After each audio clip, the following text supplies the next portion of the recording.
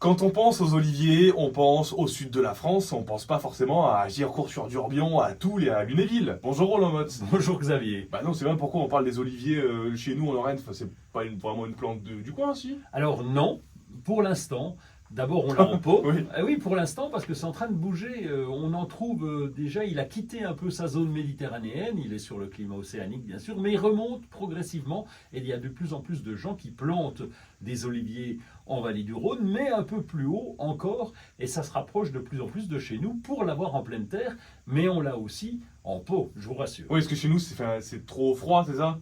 C'est trop froid, et puis il y a le sol aussi qui est très humide, et donc ça, l'olivier ne supporte pas les terrains trop humides. Donc D'accord. quand on le met en pleine terre, eh bien, il doit avoir un sol très très bien drainé, sinon eh bien, il crève, et il Ah ouais, supporte c'est le dommage. froid jusqu'à -10, -15, donc il serait capable de tenir dans certaines régions de D'accord. l'est de la France. Qu'est-ce qu'on en fait de l'olivier qu'on a en pot à la maison?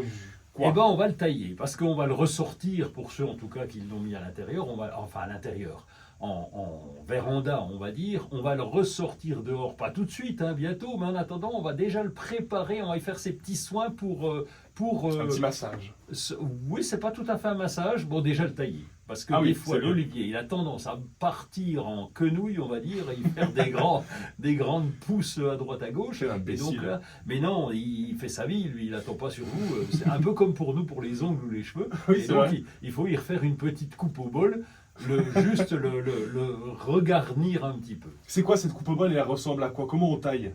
Alors on va tailler, ça dépend. Il y a des arbres qui sont en plateau, on appelle ça en plateau parce qu'ils ont différentes formes, et puis il y en a d'autres qui sont simplement sur un tronc comme un arbre traditionnel. Donc là on va recouper pour lui redonner une forme à peu près arrondie, on va dire. Et on coupe où? Parce que moi, je dis, ah bah tiens, j'irai là, et ensuite là, oh, ensuite Maintenant, là. vous reculez, vous regardez de loin et vous regardez sa forme initiale. Et vous allez tout de suite voir qu'il y a des endroits où ça part un petit peu dans tous les sens. Et là, vous rééquilibrez de façon à ce qu'il ait une forme équilibrée. Équilibrée, vous voyez ce que c'est ça?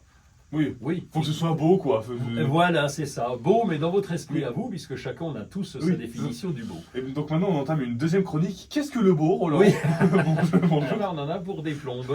Tous les ans, on doit lui couper la tignasse à cet Oui, olivier. oui, on va lui couper la tignasse. Alors dans le sud de la France, là où il est en pleine terre, c'est après la récolte, mais pour nous les récoltes c'est quand même assez timide, on va dire. On le garde plutôt pour l'ornement. Et donc dans le sud de la France, on va le tailler après la récolte donc, et avant la floraison, puisqu'il faut pas couper les fleurs.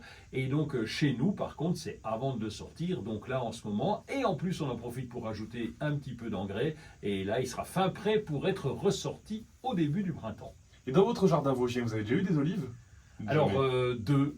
Oui, Ah, c'est maigre, hein. oui, je sais, c'est maigre, c'est un peu le fruit du hasard, mais deux olives, oui, j'ai déjà eu des olives.